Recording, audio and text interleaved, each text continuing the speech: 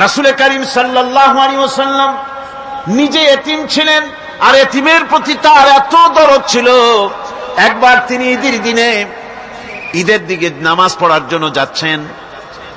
প্রতিমধ্যে দেখেন একটা বাচ্চা ছেলে কাঁদতেছে। এই রাস্তায় কত মানুষ গেল, কেউ দাঁড়ালো না থমকে, বাচ্চার ক্রন্দন কাউকে থামাইতে পারল না। কিন্তু বিশ্ব নবী, দয়ার নবী রাহমাতুল লিল আলামিন বাচ্চার কান্না দেখে পাও বাড়াতে পারলেন না। নবীজি দাঁড়ায় গেলেন, জিজ্ঞেস করেন, ও বাচ্চা, ঈদের দিনে কাঁদো কেন? ঈদের দিনে তো কাঁদতে নাই। বাচ্চা বলে, তোমার কাছে বলবো না, আমি সেই সকালবেলা থেকে বসে আছি, আমি যদি মক্কার আব্দুল্লাহর পুত্র মুহাম্মদ রাসূলুল্লাহ সাল্লাল্লাহু আলাইহি সাল্লামকে পাই, মনের দুঃখ তার কাছে বলবো। বিশ্ব নবী জমিনের উপরে বসে পড়লেন, বাচ্চারে কোলের উপরে উঠায় বলেন, বাচ্চা বলো কি তোমার দুঃখ? তুমি যার জন্য বসেছো আমি তো সেই এতিম নবী, কি বলতে চাও?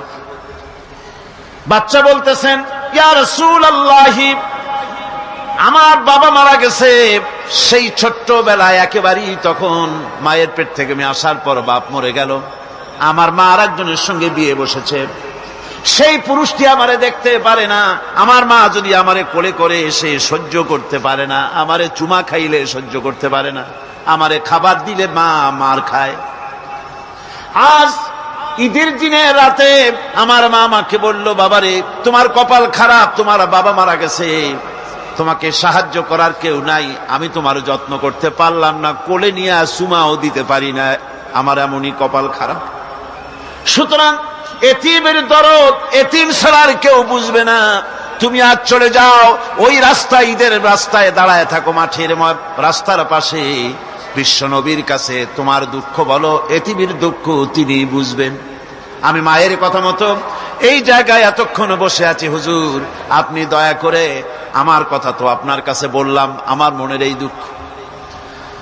নবীজি বাচ্চার কথা শুনতেছিলেন, চোখ দিয়া পানি পড়তেছিল, বাচ্চাকে বুকের সঙ্গে জড়িয়ে ধরে নবীজি বলেন, ও এতিম, মুহাম্মদ সাল্লাল্লাহু আলাইহি ওয়াসাল্লাম যদি তোমার পিতা হন আর হযরতে আয়েশা যদি তোমার মা হয়ে যায়, বলো তোমার মনের দুঃখ মেটে নাকি?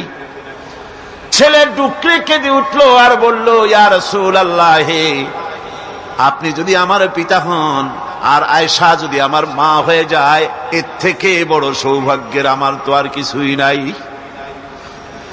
নবীজি এতিমকে বাড়ি নিয়ে গিয়ে হযরতে আয়েশার হাতে তুলে দিয়ে বললেন, আয়েশা রে, পবিত্র